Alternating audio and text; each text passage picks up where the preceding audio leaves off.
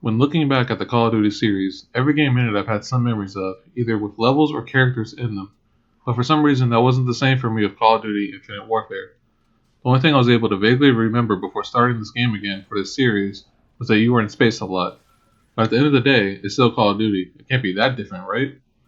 Why did this game receive so much hate at launch, especially for a campaign that I think was shockingly great? I'll get back to why there's a ton of hate for this game later in the video, as well as my pool of negativity for this game, since the more I think about it, the more negative I start to get towards this game, even with me enjoying what I played. Infinite Warfare is the first and last futuristic Call of Duty developed by Infinity Ward. They decided to take the series and essentially adapt it with the themes of Halo and even Star Trek. I think they work, and I wish there was more to the campaign to flesh this out more, as this game has some of the best moments of sheer scale that you don't really see anymore in games. Lately it's just, hey, here's an open world, go shoot and do a checklist. Infinite Warfare will have you dropping down on a new planet in real time with vast vistas, and then towards the end of the level have you fly up into space and do some space combat. It's honestly great. But then you get towards the end of the game and realize they could have delved deeper into the story beats as well as have even more main story missions. With that, let's dive into the story of the game. Aggression, Admiral. We should be out there on patrol, not... The campaign starts off with an introduction to the Settlement Defense Front. It doesn't really explain how they are formed, but their goal is to wipe out anything and everyone Earthborn. This is an extremely dumb motivation for the villain group of this game, but I'll get back to that later in the video. You learn that they are building a fleet and it would be devastating if they have a true leader who unified the entire group. You land on Europa, a moon by Jupiter, to claim a weapon and bring it back to Earth. This mission is the introduction to the combat and movement for the game, as well as some of the new tech that the future uses. It seems shockingly grounded compared to Black Ops 3 and even Advanced Warfare, so that helps make it more believable even though you are literally in space the majority of the game. After fighting your way through the level, you acquire the weapon and start to escort it out of the area when you get surrounded by enemies and have to use the weapon. After firing it, your team is wounded but immediately ambushed by the SDF, and you have a one-on-one look at their leader, Koch. Koch is played by the actor Kat Harrington, and maybe I've seen too much Game of Thrones up to this point that something about his voice seemed off to me. How many did you come with? And this is just about the only time you see the villain not behind the monitor. He says that you are weak if you care about your soldiers and proves this by shooting one of his. You and your squad are then brutally killed, and you are then on Earth as another character watching the events unfold. Unclear. Helmet cam stopped transmitting. It's been 18 hours, no contact. Set def's made no demands. Settlement Defense Front doesn't make demands. The true main character, Reyes, is honestly great a majority of the time during this game, and it's also nice that he talks during gameplay. I know Black Ops 3 did this, but I'm still shocked they still have this in the game. Perhaps it was due to too many years of silent protagonists in games that this always stands out to me. You then meet up with your partner, Salt, who's also great and one of my favorite characters in this game since she seems to be the most believably written. This mission shows off some of the scale I mentioned earlier with a massive parade in the background as ships are flying in and around the area in celebration. It looks amazing to me and on the same scale as the massive ships in Halo or even the Resistance series back on PlayStation 3. You quickly meet up with the best character, a robot named Ethan, who has some of the best lines in the game. You know I get stage fright, right, sir? You got feelings, Ethan? I do, Lieutenant. I do. I carry the brain of a human farmer. Holy shit, are you serious?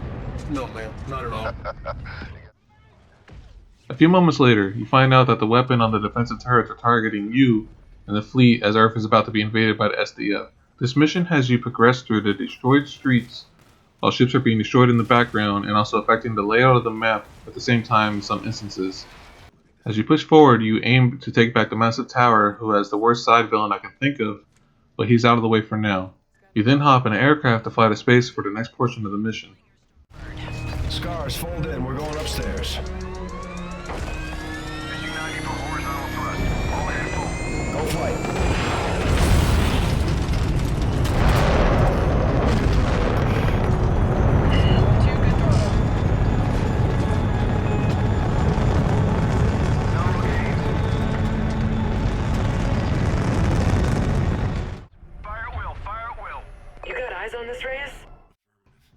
This is the biggest change to the series of having actually really good flight controls and dogfighting while flying.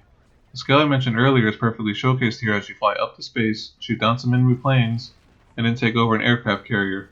It's easier to use the general terms since I'm pretty sure the space version is way better sounding, but I'm going to just say aircraft carrier. This then becomes your base of operations with a full-on cast and crew that seems straight up from Star Trek. The cast is all well done and also again mentions the point earlier about how the commander can't have emotions for his crew. You are promoted to captain and commander and have your number 2, Salt, with you. If you go to the captain's quarters, there are audio logs that give some more story to the characters, and you learn why it is you chosen instead of Salt, since she has a lot of demerits toward her for basically insubordination. The next mission tasks you with clearing out a moon base to bring you back under Alliance control, and this is just shoot your way through towards the end while looking cool. There's also a cheap character growth or change with one of the main guys named Owen. He's against robots and hates them until Ethan saves him later in the mission. It's extremely lame and seems forced. They become best pals right after this.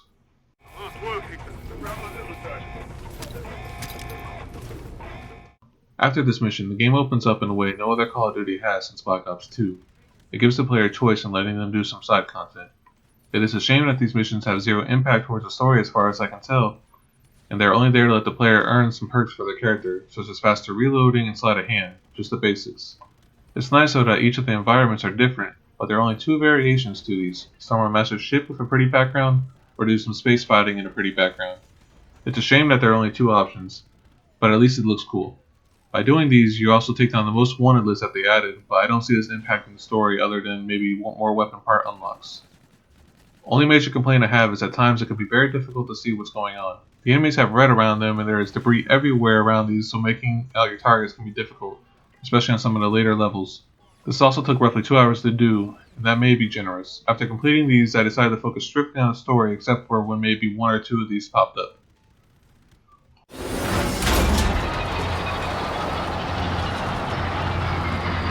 Let's be crystal on the objective. Dropping outside the refinery, hiking into like a landing zone for the assault team.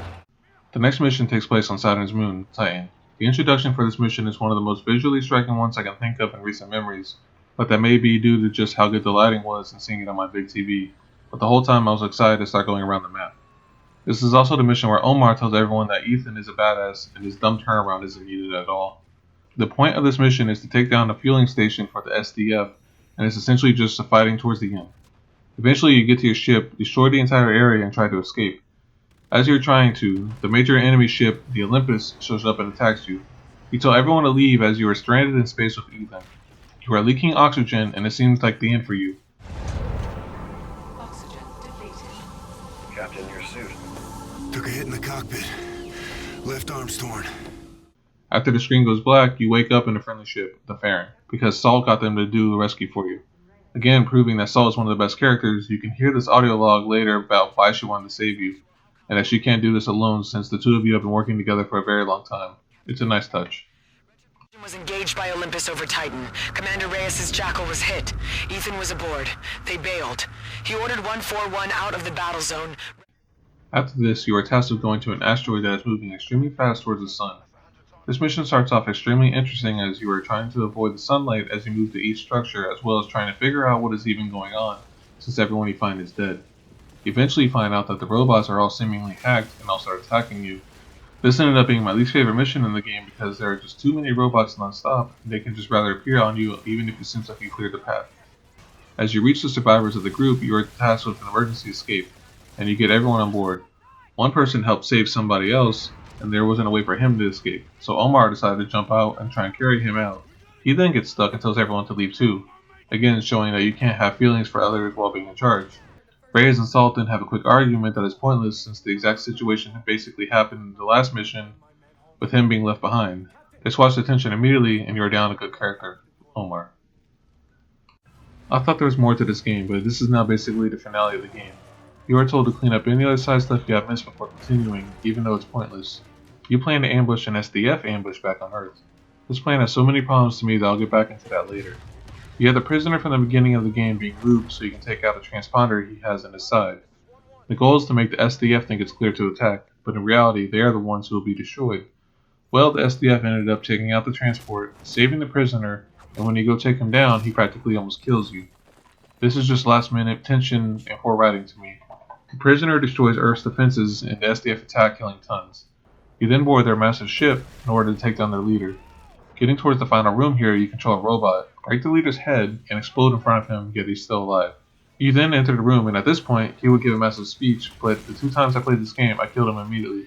I guess it's just my revenge for the Targaryens and the Queen of Dragons. End that bastard, Reyes. You lack what it takes to win this war. Captain has the con. The final mission has you take control of the ship, the Olympus, and take it to the SDF home base to destroy it. Of course, this doesn't work either, and you have to attack the base from the bottom. As you progress through the level, every major character dies one by one, most of which for dumb reasons too. You make your way towards the finale room and blow up the tower with you in it, and you seemingly see Saltmaker escape as you die in space. I say seemingly because the finale broadcast says she died, but you see her saying her final goodbyes, or maybe I just missed something. It was just a fast ending, but overall, it was a fun campaign. Soldier gallantly offered their own lives and those of their crew, mobilizing at close range against superior firepower. The operation eliminated vital numbers of enemy vessels and destroyed the settlement defense France orbital shipyard. The officer's commitment exhibited the highest traditions of naval service. Peace to the fallen. There were, however, a decent amount of negativity I have towards this game. For starters, the SDF. Their goal is to destroy everything Earth-related. I'll never understand this in media as nothing ever made this work for me. Just because you were born on Mars doesn't mean you didn't have family that originally grew up on Earth. And all this because you gave supplies to help Earth survive in general? Maybe this is just subcontext towards a larger thing, but at this point it doesn't matter to me. The next issue I have is with the secondary villain.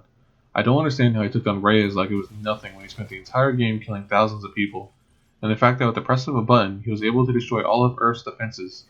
He's just there to be bad and that's it. Also, I'm confused why you were alone the entirety of this mission, or why the city was still on fire. Clearly days have passed since you left. My other complaints are more with the combat. I don't like how the moment you get shot you practically can't see anything, from the screen turning red to it also being blurry almost immediately. This doesn't help the player avoid anything since they can't figure out what is even happening at times. I also don't understand why there are explosive barrels practically every 10 feet in the game, or why I went from full health to zero at the finale when nothing seemingly happened. I'd rather stop being negative here since I really did enjoy my time with this game, especially after Black Ops 3. I don't understand the hate towards this game. The only major complaint people had is that they don't like it being futuristic. They made a ton of modern day games and this is only the third one like this, and practically the best one to me. People clearly hated it because of the pre-order bonus being tied to the Modern Warfare remaster. I wasn't dumb and knew Activision isn't dumb either. They included this to help sales since they were going down as time was moving forward as people didn't like the future setting. For $80 you can get both. I also knew that of course this wouldn't last forever as they would sell standalone after sales started going down. Their goal is to make money. Of course they were going to sell it after the fact. But there are complaints people had towards that game too that I'll get to in another video. But all in all, this was a solid campaign to spend a few hours on.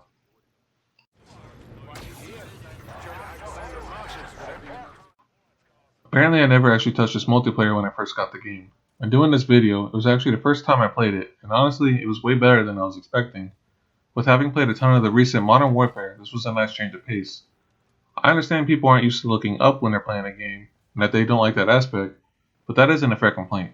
The maps are built very well with the movement mechanics in mind. You can do longer jumps and run on walls and still shoot pretty effectively at the same time.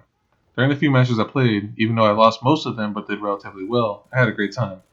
I wish they made more like this, but I guess I'll probably need to wait for another Titanfall game or something.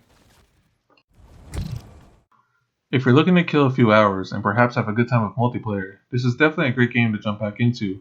Of all the games I've done so far during this, Infinite Warfare is by far the most enjoyable one of all. The cast of characters are entertaining, you can fly around, even though not on the same level as say Ace Combat, but it gets the job done.